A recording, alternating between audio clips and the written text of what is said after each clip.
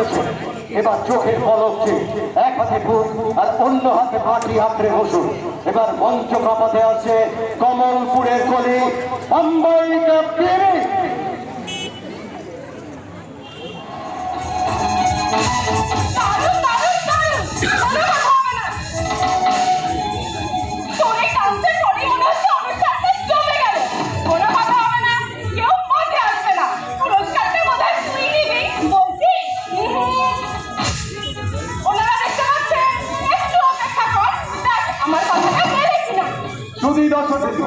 আপনাদেরকে জানাই যে আজকে আমাদের নৃত্য প্রতিযোগিতায় যিনি প্রথম স্থান অধিকার করেছেন তিনি দামিনী চ্যাটার্জি। আমাদের বিচারক মন্ডলীর প্রধান শ্রী দেবের দাস মহাশয় বিজয়ী দামিনী চ্যাটার্জির হাতে পুরস্কার তুলে দিচ্ছেন।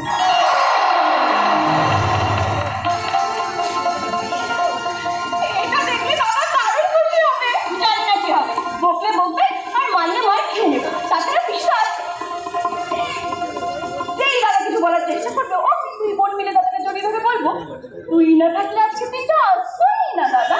তুই হলি আমাদের মা আর তুই হলি আমাদের বাবা। তোর জন্য পেলাম পুরস্কার রে।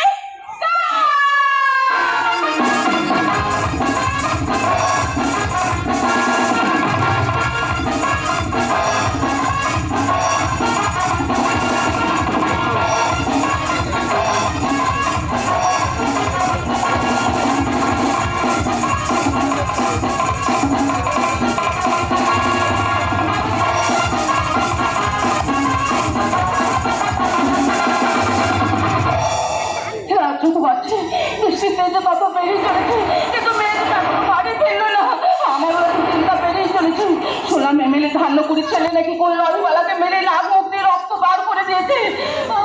এই ছেলেটার জন্য পাড়া একটা অতিষ্ঠ হয়ে উঠেছে।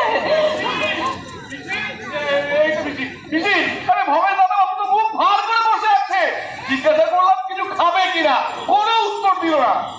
মনে হয় দামিনী একটা অঙ্গিতের জন্য এখনো ফিরছে না কেন বলতো? কেন তোমাকে তো বলেই গেল ফিরতে দেরি হবে। আরে বাবা, তখনই তো ওদের কিছু বলতে পারতে। বাবা মারা মেয়ে, ওদেরকে তো আমি কিছুই বলতে পারি না। ওদের মুখ দুটো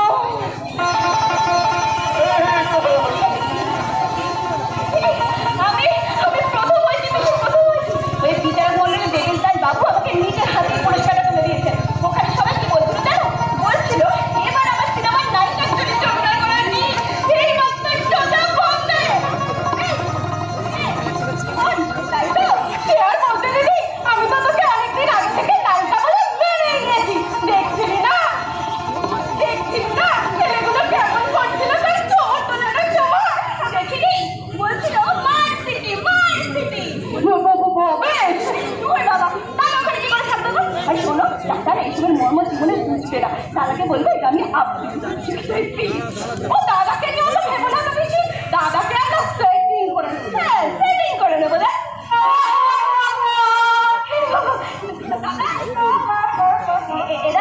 জানিস এই পুরস্কারটা আবৃত্তি প্রতিযোগিতা এই স্কুল মাস্টার ভবেশ চ্যাটার্জির বাড়ির শিক্ষাটা মিথ্যার আশ্রয়ে, অনৈতিকতার প্রশ্রয়ে, মিথ্যার আরতে পরিণত হবে তা আমি বুঝতে পারিনি। পাঁচটাল তোদের জীবনকে অবহেলিত করে নিজের আখের বুঝিয়ে অন্য কাউকে বিয়ে করে সংসার বোঝাতে। কিন্তু জানিস বোন, তাদের জন্য করলাম ত্যাগ সবকিছু, তারাই কপাল মিথ্যে ছড়ি দিয়ে আগু বেশি। দাদা তুই ভুল ভাবছিস। না, এটাই যে কোন জিনিসের অভাব রেখেছি তোদের। সারাক্ষণ পাড়ায় নয়, একে ভাবছিস নয়, ওর দোকান ভাবছিস। রাত্রি কখনো নদীর চরে, কখনো বাড়ির সাথে, কখনো রাস্তায় নেচে বেড়াচ্ছি। আর রাস্তায় নাচবে না দিদি, ও এবার সোজা কমবে। একদম চুপ করে দাঁড়িয়ে থাকবি। অম্বালিকা দিদি হবে, রাস্তায় নাচবে, নায়িকা হবে। কেন কেন কেন এর বাইরে কিচ্ছু হতে পারে না। দেখ ভাবে, তুই শুধু শুধু ওদেরকে বকছিস। ওরা তোমাকেও বলে দিলাম বেশি। কোথায় ওদের ভালো বুদ্ধি দেবে, শাসন করবে, কোথায় বলবে উকিল, ডাক্তার, ইঞ্জিনিয়ার হওয়ার কথা। নাচ করে যায় না দাদা। তার মানে নাচ একদম চুপ করে দাঁড়িয়ে থাকে। নাচটাই আমার জীবনে সব কিছু। নাচ নয়, নাচ করবো, গান করবো, অভিনয় করবো, শহরে দেওয়ালে দেওয়ালে আমার পোস্টার থাকবে, বড় বড় হোর্ডিং থাকবে। আর ছোটবেলা থেকে তো এগুলো নিয়ে বাঁচতে পেরেছি আমি। আর সত্যিই যদি চুপ করে আসবে বলো না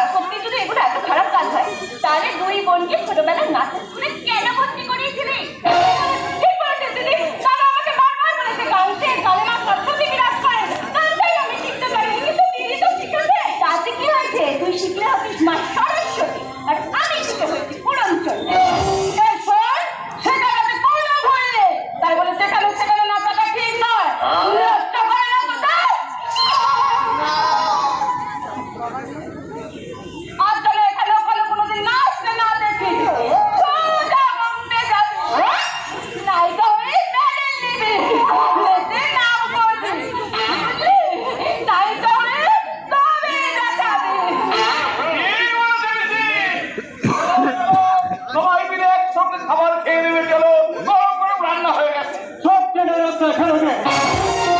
ততক্ষণ না তোরা দুই বোন আমার কথা মতো চলবি, ততক্ষণ অন্য গ্রহণ করবো না জলস্পর্শ করবো। দাদা এসব তুই কি বলছিস? তোর কি মাথা খারাপ হয়ে গেছে? আমার মাথা খারাপ হয়ে গেছে। আমি আজকেও দেখেছি যে ওই রাস্তায় রাস্তায় ঘুরে বেড়াচ্ছে শ্যামলির মা। শ্যামলির মা রাস্তায় অপেক্ষা করছে কখন তার মেয়ে স্কুল থেকে বাড়ি ফিরবে। শ্যামলির দাদা গলায় কাঁচা নিয়ে তার বোনের জন্য অপেক্ষা করছে। কারোর বোন, কারোর দিদি, কারোর মেয়ে নৃশংসভাবে খুন হয়েছে মহাকালের রাতে। আর সকলেই জানে তাদের মেয়েরা মৃত, ধর্ষিতা, খুন করা হয়েছে তাদের। তোরা দুই বোন,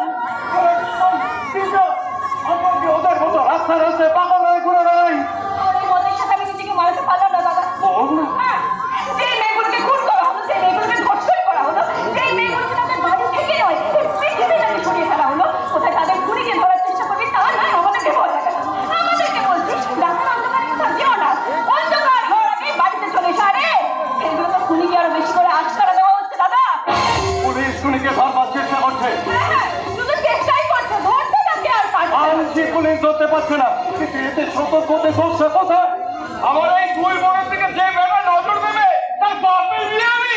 আপনি এখান থেকে তোর সতর্ক হতে নয় দাদা, তোর ভয় পাওয়াতে, তোর সব কিছু যেন মুখ বন্ধ করে রাখাতে, তোর দোষীকে আড়াল করাতে। সত্যি যদি এই এমএলএ ধান্যপুরীর ছেলে এই সমস্ত কিছু ঘটিয়ে থাকে, তাহলে কেন অ্যারেস্ট করছে না? অ্যারেস্ট করছে না রানীজয়কে? এটা সকলের ধারণা। প্রণতার বিরুদ্ধে কোনো প্রমাণ নেই। প্রমাণদের সব নয় নন্দিনী, ওরা ভাব কাজ চলন সবেতে যেরকম একটা গন্ডগোলে সবসময় আমার দিকে টেনে টেনে আসে। জানো রাস্তাঘাট যেখানে পাই আমরা হাত ধরার চেষ্টা করি, যেখানে ইচ্ছে আমার সে কথা বলতে চায়। আরে ওটা তোর মধ্যে আমাদের ভালোবাসা দিদি। একদম চুপ করে থাকবে। সবাই একটা কথা শুনে নাও। আমি ঋষিনগর গ্রাম পঞ্চায়েতের প্রধান ভবেশ বাবু, তার ছেলে ভবেনকে আমি আমার একমাত্র ছেলে, আমি আমার বড় বোন দামিনীর সাথে বিয়ে দেব। কি বলছিস? কে ভবেন তিনি না কোন জায়গাটা ঋষিনগর জানিয়ে আসলো? আমার বিয়ে ঠিক করে ফেলি। দামিনী ঠিক কথাই বলেছে বাবা। ভবেশ মানে ওরা একটা মতামত, মানে একটা আলোচনা।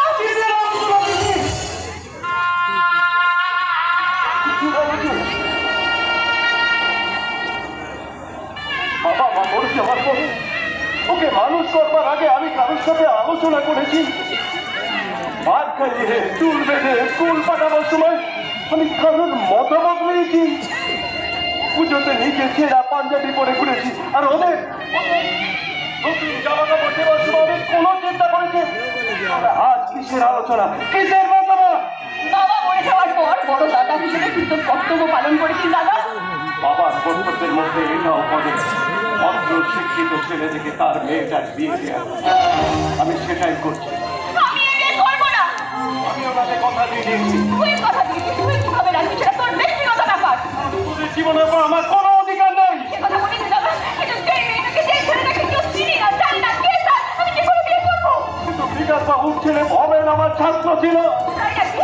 তাহলে এমএলএ ধান্যপুরীর ছেলে রণজয় তো তোর ছাত্র ছিল, তাকে বিয়ে করতে সমস্যাটা কোথায়? জানি রণজয়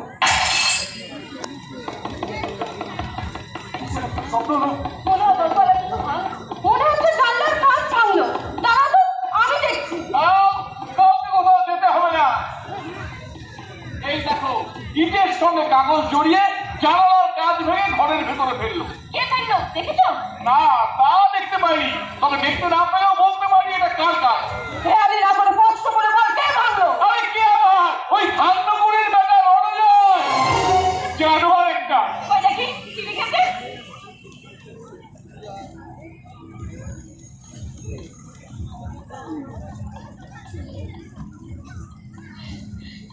বল এক্ষুনি লজিকা বের কর। আজকে রণজয়ের বাপের বিয়ে আমি দেখেই ছাড়বো।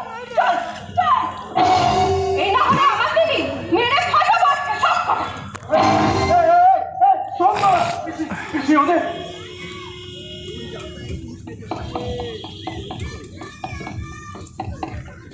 এটা কি মানুষ? ওই বেটার হাত পা ভেঙে তবেই বাড়ি ঢুকবি। তোর ছাত্র তুই বল, ওই বেটার হাত পা ভেঙে বাড়ি ঢুকবে তবে তুই বল। তোর মুখে ভাষার ব্যাপার আমার ভাবতেও ঘেন্না লাগতেছে। এই ছেলেটিকে আমি লেখাপড়া শিখিয়েছি, সে কোথায় চলে দাদা? কোথায় আবার দুই বোনকে ফিরিয়ে নিয়ে আসি, তারপর দেখা করবো এমএলএ বাবুর সাথে। ওই এমএলএ ঝাল্লা করে বেকার জন্য যেন আমার ওই হসপিটালে বেড ঠিক করতে না হয়। জানো জানো জয়। কি এমন লিখলো ধরা যায় যে বাড়ি সূত্র সবার একসঙ্গে মাথা গরম হয়ে গেল? দেখি তো একবার মনে। ডার্লিং দামিনী, শুনুন তোমার দাদা নাকি তোমার বিয়ে ঠিক করেছে। দাদাকে নিষেধ করো, না হলে বোতল ভেঙে তোমার দাদার পেছনে। বুঝুন, ছাত্র বলছে মাস্টার মশাইয়ের পেছনে মদের বোতল ভেঙে ঢুকিয়ে দেবে। আবার এই ছাত্রই বিয়ে করতে চাইছে সেই মাস্টারের বড় বোনকে। মার খাবে, মার খাবে। আজ দুই বোন ওই রণজয়কে খুব মার মারবে। গেলি গেলি না তুই রণজয়, তুই গেলি। ওই বোতল আজ না তোর পেছনেই।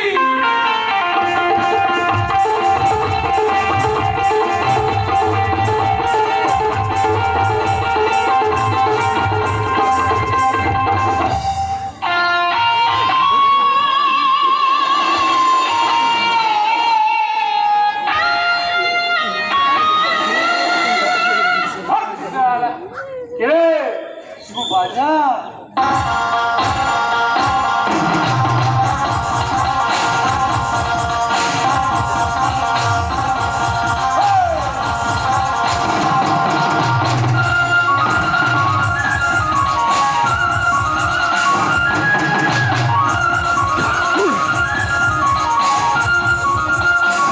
देखा जो तुझे यार दिल में बजे गिटार, देखा जो तुझे यार दिल में बजे हल्का मुस्कुरा दिल में बजे आ रहा तेरा नजारे, आ रहा जीने का मजारे। अरे मैं तो प्यार दिल की प्यार, अरे मैं तो प्यार दिल की प्यार, अरे मैं तो प्यार दिल की प्यार, अरे मैं तो प्यार दिल की प्यार।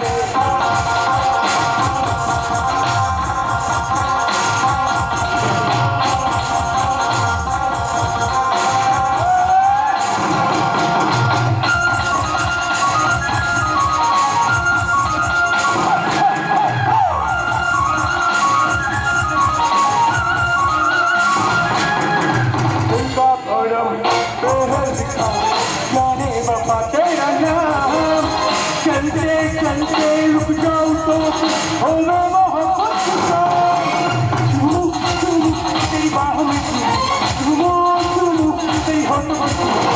देखा जो तुझे याद देखा जो तुझे याद दिल में बजे हल्का मुस्कुरा दिल में बजे आ रहा कैसा ये नजारे, आ रहा जीने का मजारे। अरे मैं तो प्यार दिल की प्यार, अरे मैं तो प्यार दिल की प्यार, अरे मैं तो प्यार दिल की प्यार, अरे मैं तो प्यार दिल की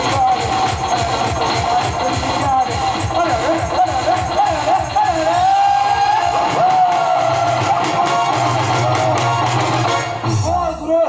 গুরু লাভিও বুঝলা যে বুদ্ধি না লাগাতে সেই পিকনিকটা তো জমতো না গুরু। বুদ্ধি লাগালে গুরু একটা মরা কুকুর যে রাস্তায় পড়ে চলেছে, মরা কুকুর দিয়ে 3000 টাকা। হ্যাঁ সে কি মরা কুকুর দিয়ে 3000? ও দিচ্ছিল ওই আগের অবস্থায় খুব গরম তাপ, মার্সিডিজ গাড়ি ইস্ত্রি করা জামা কাপড় আর পার্টিমিনি বডি দেখবে ওই ভ্রমণটার বাড়িতে আসে। কি বলে জানিস, একটু উকিল বাবুর সঙ্গে দেখা করতে আসলাম। ওসব কিচ্ছু না, ভ্রমণটার বউকে একটু কচি তো, তাই কাজের নাম করে কচি যাবে জল খেতে আসে। মামা যা বলে সমাই পুরো কচি যাবে, একটু চড়ানোর তো দাও গুরু। এক বোতল না গুরু। জয় গুরু, জয় গুরু। গুরু একসাথে মরা কুকুর দিয়ে 3000 কি কি সম্পর্ক? বাহ, খুব ভালো প্রশ্ন করেছে গুরু। তাহলে শোনো, তাকে রাতে ট্রেনের ধাক্কায় 2 নম্বর গেটের সামনে কালী নামে কুকুরটা মারা, বডিটা লাইনেই পড়েছিল। এবার আগের বেলায় গাড়িটা যখনই পাড়ায় লাগিয়েছে অমনি বুদ্ধিটা খেলে গেল। কি করলাম, মরা কুকুরটাকে নিলাম, গাড়ির তলায় শুয়ে দিলাম। এবার যাওয়ার সময় যখনই ড্রাইভার গাড়িটা সাপ দেয় ড্রাইভারের কড়াটা ধরে বললাম, ড্রাইভার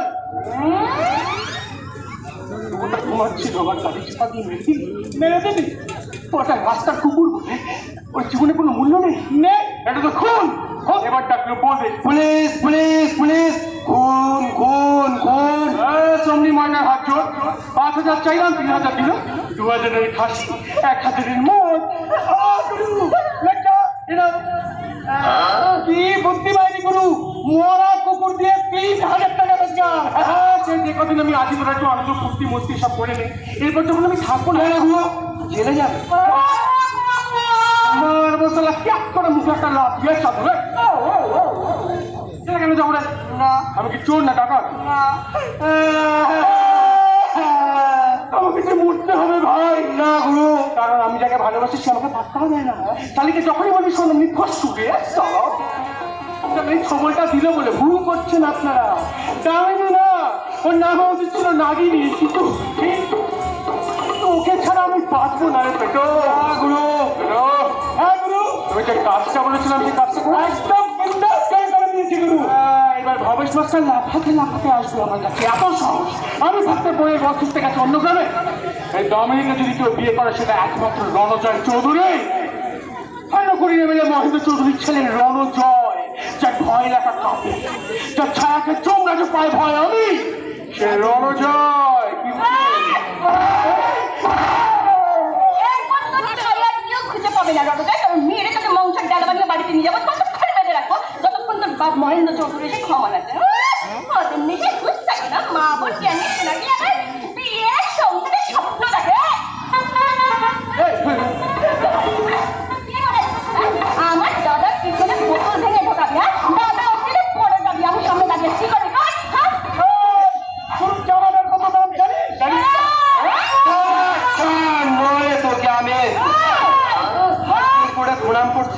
ছোট পাঠা দুটাকে মেরে ভাগাই, বড় পাঠাটাকে আমি চাপাইতে।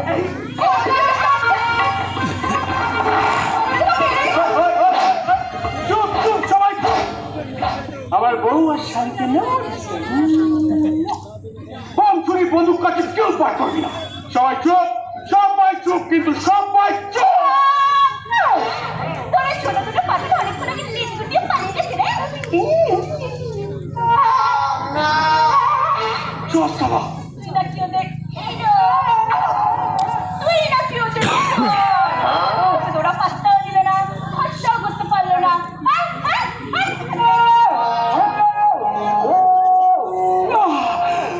দামিনী তুই আমার মারবি, দামিনী।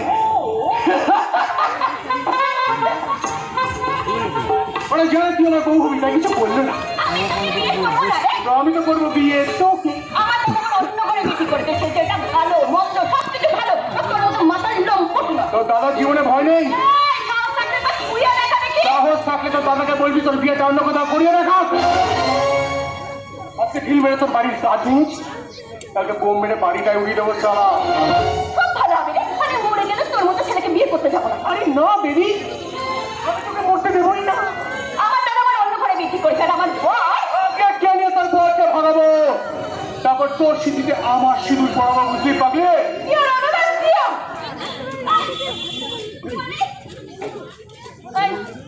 তোর আমাকে বিয়ে করার খুব ইচ্ছে না? বেশ, আমি তোকে আজকে বিয়ে করবো, বাড়ির সকলের অমতে বাড়ি থেকে বেরিয়ে তোর হাতে সিঁদুর পরে তোর বাড়িতে ঢুকবো। এসব তো কি বলছিস দিদি? দাঁড়া নন্দিনী, যে ছেলেকে বিয়ে করবো তাকে ভালো করে যাচাই করে নিতে হবে। সবাই যখন জানতে চাইবে আমার বর কি করে, কি বলবো বলবো? পয়দা তোলে, কি বলবো? হত্যা তোলে, কি বলবো? গরিব মানুষের রক্ত চুষে চুষে খেয়ে পেট ভরায়। সবাই যখন জানতে চাইবে আমার বরের ব্যবসা কি, হ্যাঁ কি বলবো? বাপের টাকা খায়, সে রাস্তার লুটো বডি খায়। বিয়ের পর না আমি ওর বাপের টাকা খাবো, আমার ছেলে মেয়ে ওর বাপের টাকা খাবে, আর ওর বাপের টাকা যখন ফুরিয়ে আসবে তখন সবাই মিলে